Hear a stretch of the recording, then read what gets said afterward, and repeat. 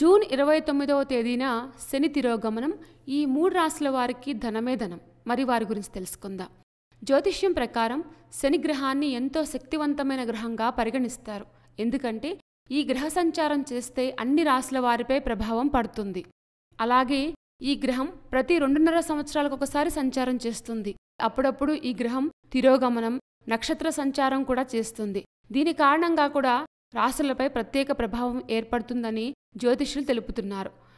June 29న శని కుంభరాశిలో తిరోగమనం చేయబోతోంది.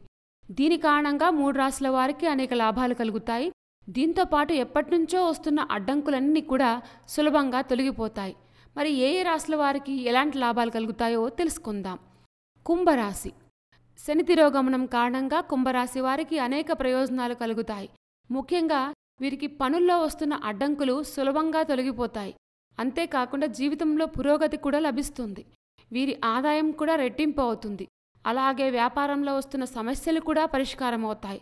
దీంతోపాటు సమాజంలో వీరికి మంచి పేరు లభిస్తుంది. ఆనందం, శ్రేయస్సు కూడా పెరుగుతుందని జ్యోతిష్యులు తెలుపుతున్నారు.